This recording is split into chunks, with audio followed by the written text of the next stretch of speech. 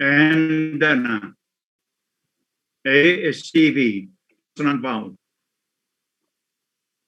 Da, consonant vowel, 4 sounds.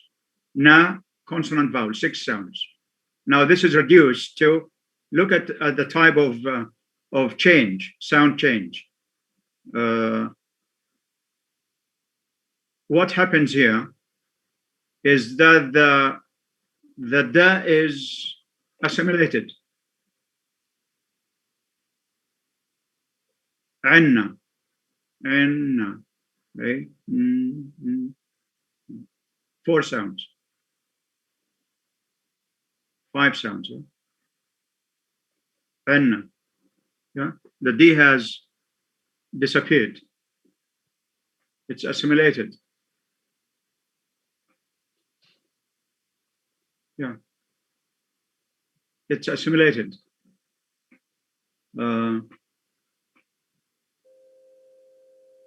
How many syllables does عندنا have? How many syllables? 3 syllables, yeah. عندنا, 3 syllables. And when we have anna, 2. 2. Yeah, it has 2. So a word of 3 syllables has been reduced to that of 2 syllables. So that's one change. The other is that the da sound, where does, I mean, what happened to the da sound? When we say عنا instead of عندنا. omission. Is it omission or assimilation? Assimilation. Yeah, it's been assimilated to na sound. That's why we have gemination. عنا. Now, I thought in Iraqi dialect and in Kuwaiti dialect, they changed the ja sound, which is voiced palato-alveolar affricate, to a ya sound, which is palatal. So, for instance, they would say tayar siayir, yes? Tayar siayir, instead of tajar sayarat, yes? Tayar for tajar, siayir, the plural of sayarat, yes? I didn't realize that the ja also changes in some Iraqi dialects. Does it change to ya?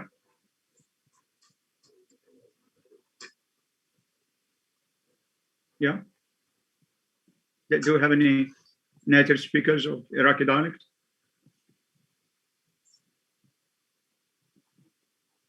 Once one of my colleagues, he was talking, he's from Baghdad, and he said yammak.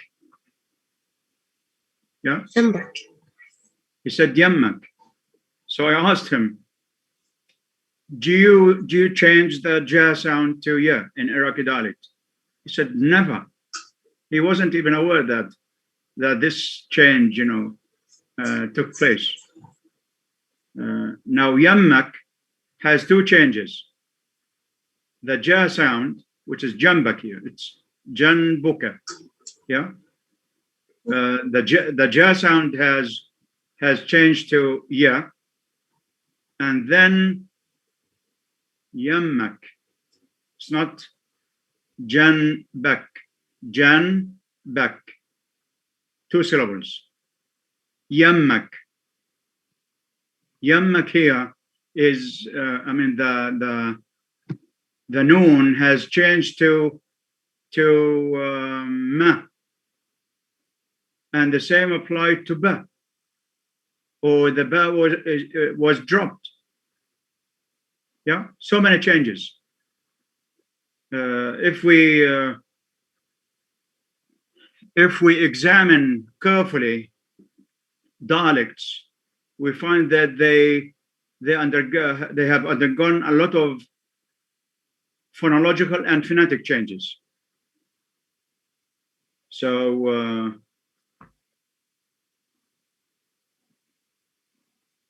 look at the word biddi, for instance, in Jordanian dialect. Any changes here?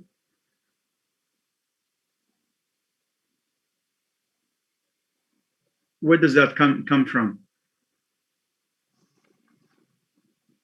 Biddi in Jordanian, baddi in Lebanese. Where does that come from? Any idea? Have you ever thought about this? Is it about French and British? Pardon? French and British?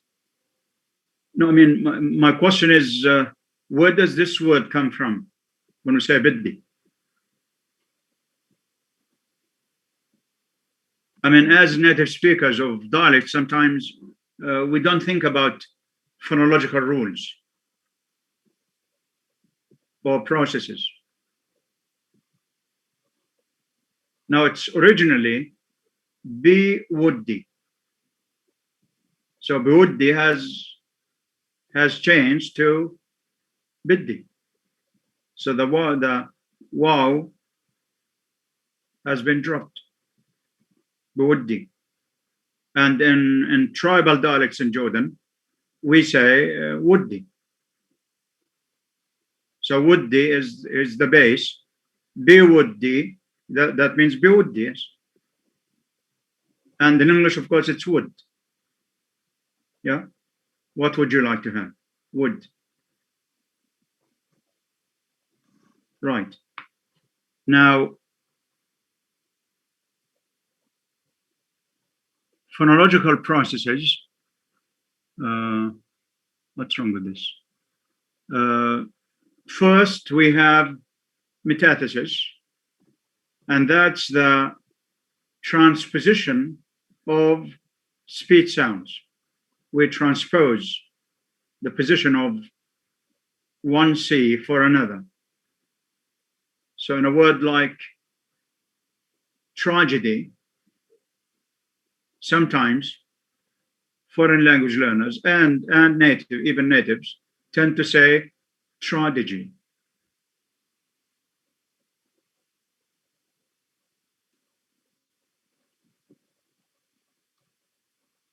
Yeah.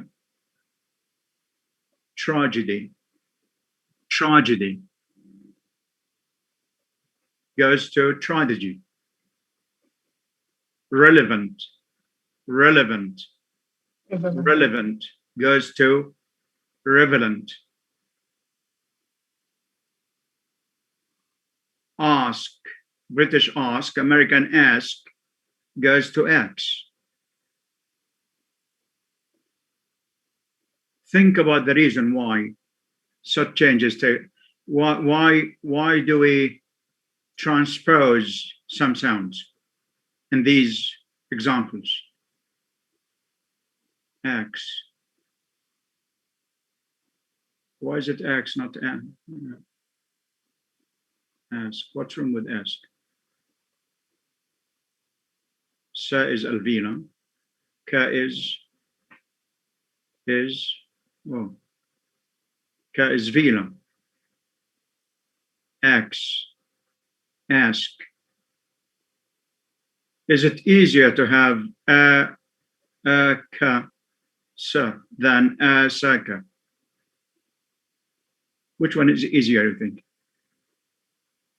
Ask. The first or second? Ask. Ask. Or X? The first one. Ask or X? First one, ask. Yeah. How about relevant? Why does it go to relevant?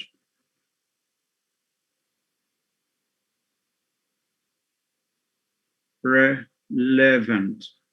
Le alveolar. Va. Labio. Dental. Relevant. Relevant. Va. Le. Le. Va. Okay. Now relevant, we would have labiodental followed by alveolar. were relevant as alveolar, then labiodental.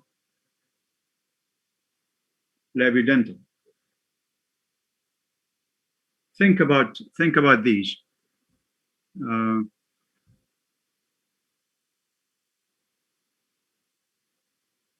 Okay.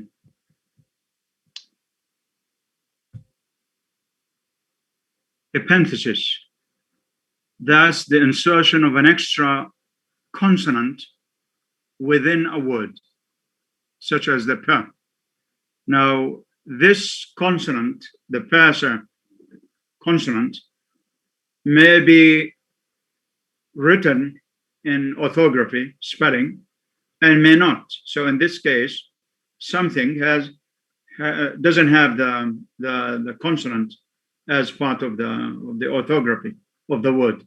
But in most cases, verbs that end in a ma sound, assume, consume, resume, there is a pa sound. So it's the insertion of an extra consonant within a word. Epenthesis is the addition of an extra consonant to the end of a word,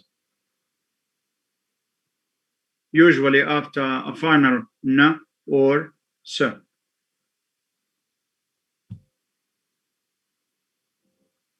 So etymologically speaking, sound was originally sound without a da. Again, sometimes it's written, and in other cases, it's not. Sound was without a da. Now, etymologically speaking, historically speaking, of course, sometimes words undergo drastic changes when it comes to historical changes. It's really amazing. So, for instance, the word 100 was originally Hund was Kent, believe it or not. See what I mean? Yes. The etymology of the word 100 is Kent, hence the word sent. So many changes. Sent. The C is sometimes pronounced as K, as you know. So the K sound changed to Ha, and the T sound, sent, Kent, changed to D sound.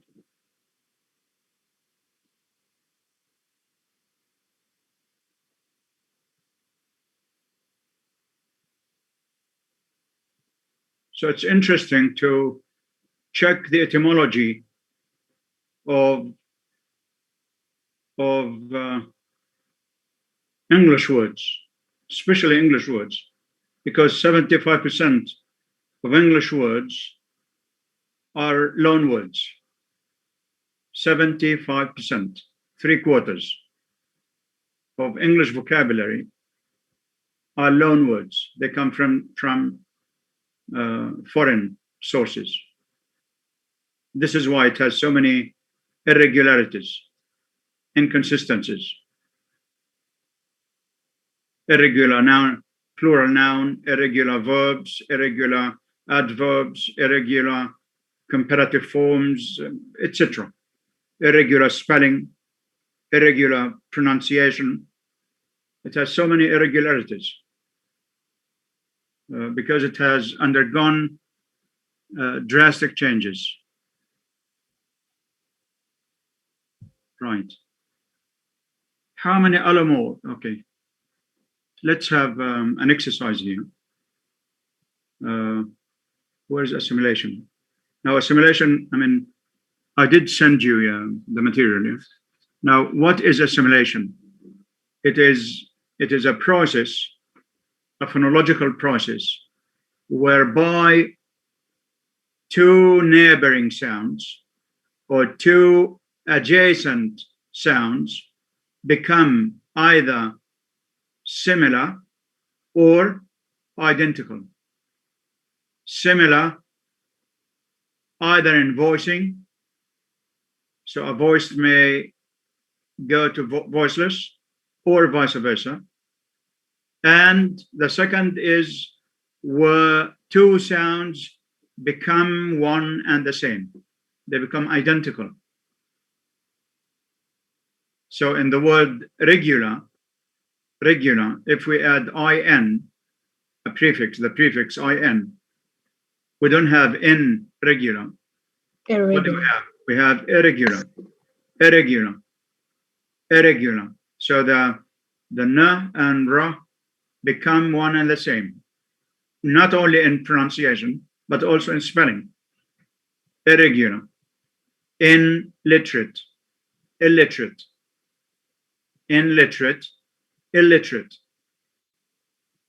immobile, immobile,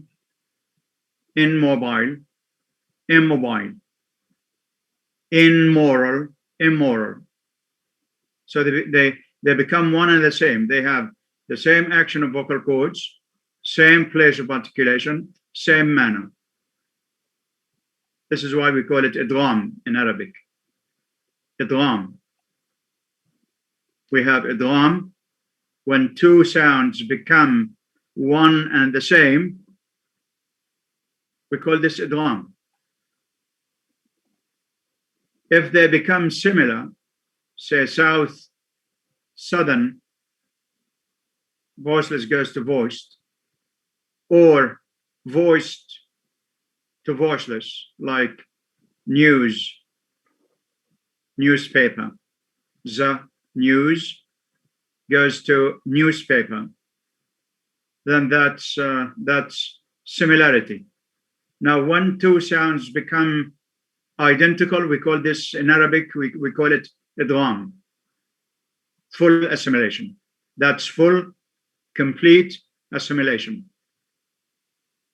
When two sounds become similar, that's partial assimilation.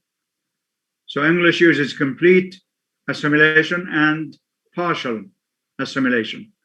What do you call partial assimilation in Arabic? ذكرت دكتور القلقلة والإدغام.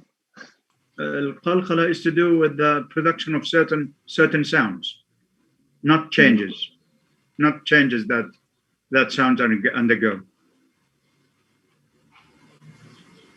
إدغام جزئي. Yeah, we can say idgham juz'i if we don't have a technical term for that. You know, as we translate, you know, if there is a technical term, then, for instance, the word cluster. Cluster, if you look it up in the dictionary, means unqud. Now that doesn't apply to phonetics and phonology. In Arabic, we say iltiqa sakinin. If we want to be, if you want the term to apply to other languages where they have three clusters of 3 or 4, then we say iltiqa sawakin. Iltiqa sawakin. Not sakinin. In Arabic, it's sakinin. In English and other languages, it's iltiqa sawakin. Yeah, right. So in Arabic, we call this iqlab. Iqlab. See what I mean? Partial assimilation is iqlab in Arabic. For instance, when we say min ba'd, it goes to mim ba'd. That's iqlab.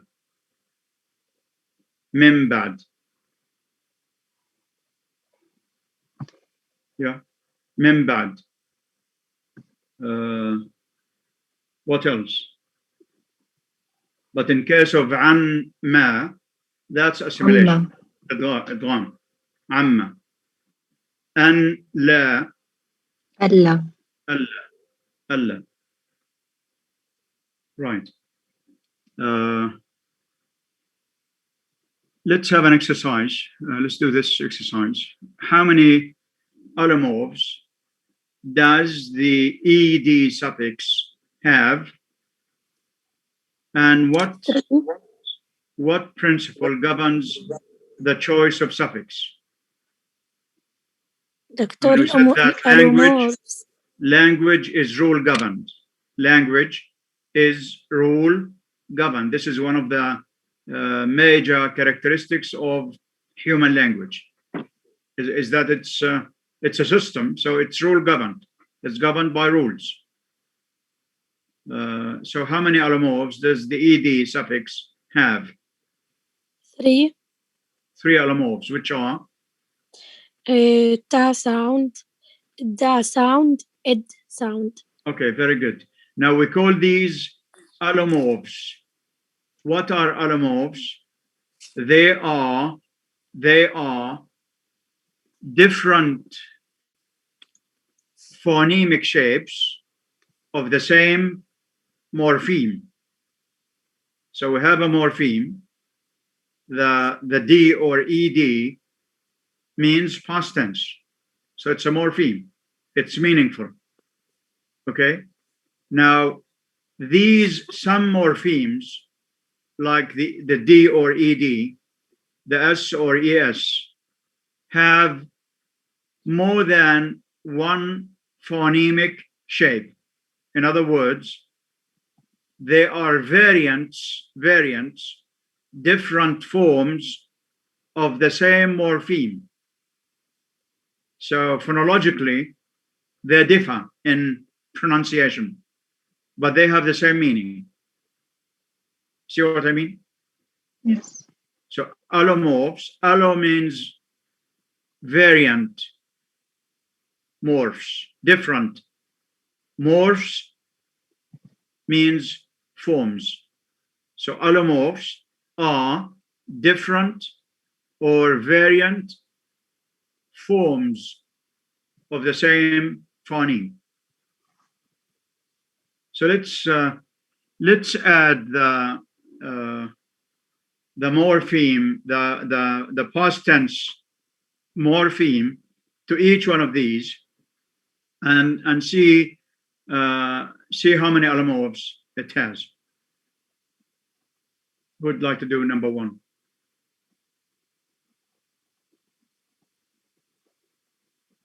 Just add D or ED and say it. دكتور تمام. بصير أنا. Yes, Mona, yes? Yes. Yeah, okay. Pass مع الإيدي بتصير past. What's that, a ta or a da? past. Ta sound. كأنه تا. Yes. Past.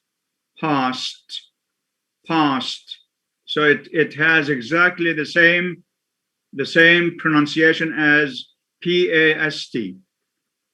Past. PAST, like we say past tense. So this word plus ED has the same pronunciation. So the final sound is T. Past. Okay, the second, Usama or Noor. Yes. Nuruddin. Needed. Needed. Id. The third. Would like to do number 3? May I? Yes, sure. Repeated. Repeated. So we have past, ta, needed, repeated, id. Then laugh. Can I, دكتور؟ Yes, sure. بتصير laughed. Ta sound. Awesome. Okay. Rush. Can I? Yes, sure. Rushed. Again, Rushed. rushed. Ta or da? Da. Ta sound. Okay, right. Rushed. Then, يا what's the دكتور next word? Yazan. دكتور Yazan. مراد Yes, Yazan. مراد Murad. راب Okay, right. Try again. رابد Robbed. Robbed. Da Yes. or ta? Da sound. D. Good. Right.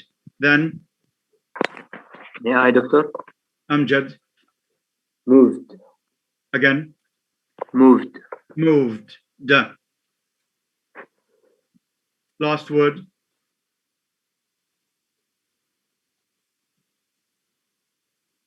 Back. Asil. يا دكتور Asil. backed دكتور Backed.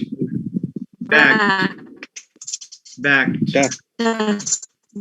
Backed.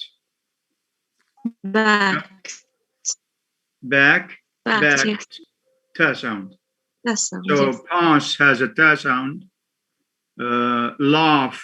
Ta. Rush. Ta. Rob. Da. Move. Da. Back. Ta. But need. Needed. Repeat. Repeated. So this means that the past tense morpheme in English has three allomorphs, three phonemic shapes, three ways of pronouncing the same morpheme, which are t as in past, d as in moved, and id as in needed and repeated. Now, why do you think we have, what principle governs the choice of suffix? Why do we add t to pass, laugh, rush, da to move? Because Why so? because of the voicing matter here. Yeah, that's very good. Yeah, pass. The final sound is voiceless. So, voiceless. So we add voiceless t. T sound is voiceless. A voiceless sound is added to a voiceless sound. In case of move, the sound is voiced. So it goes to voiced. We have the moved. Back, ka sound is voiceless. So it goes to backed. So there are three rules here. One is add voice to voiced. Two, da that is. Add voiceless to voiceless. Ta. Three, add id to need and repeat. If the final sound is a d or a t, then we need id. So we say that the past tense morpheme in English has three allomorphs which are determined, the choice